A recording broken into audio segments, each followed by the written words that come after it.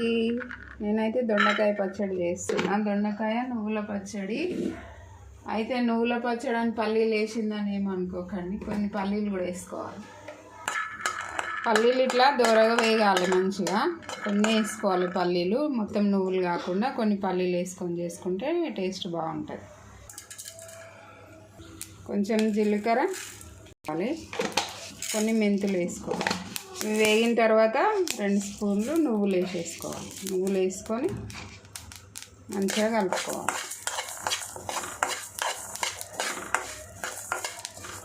ఇవన్నీ డ్రైగానే వేయించుకోవాలి, ఆయిల్ వేయొద్దు. ఫ్లేమ్ పెట్టేసుకొని మంచిగా వేయించుకోవాలి. ఒక ప్లేట్లోకి తీసుకోవాలి. తీసుకొని ఇదే కడాయిలో కొంచెం ఆయిల్ వేసుకోవాలి. కడాయి పెట్టుకొని ఆయిల్ వేసుకోవాలి.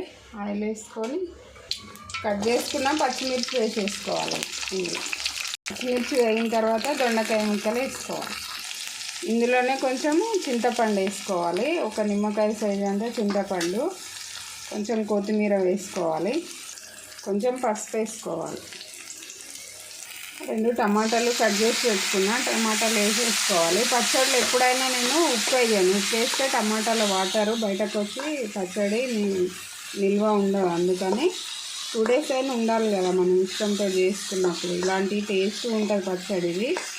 అందుకనే ఉప్పు వేసుకోకుండా మళ్ళీ మూత కూడా పెడితే వాటర్ వస్తుంది. అందుకని ఇట్లా సిమ్లో పెట్టుకోవాలి. స్టవ్ మీడియం ఫ్లేమ్ మీద పెట్టుకొని ఇట్లా మంచిగా వేయించుకోవాలి కలుపుకుంటూ.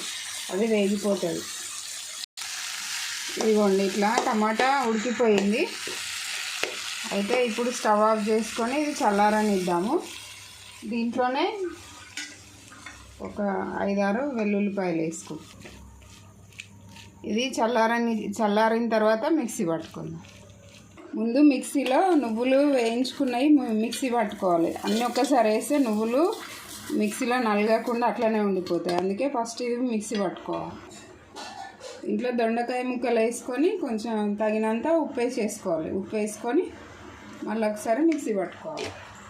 ఇట్లా మంచిగా మిక్సీ పట్టుకున్న తర్వాత తాలింపు పెట్టుకుందామండి. ఇది ఇప్పటిదాకా వేయించుకున్న కడాయిలోనే ఆయిల్ వేసుకోవాలి, కొంచెం ఆవాలు వేసుకోవాలి, జీలకర్ర వేసుకోవాలి, మినప్పప్పు వేసుకోవాలి, శనగపప్పు వేసుకోవాలి, ఎండుమిర్చి వేసుకోవాలి, కొంచెం కరివేపాకు వేసుకోవాలి, కొంచెం అంతా పసుపు వేసుకోవాలి.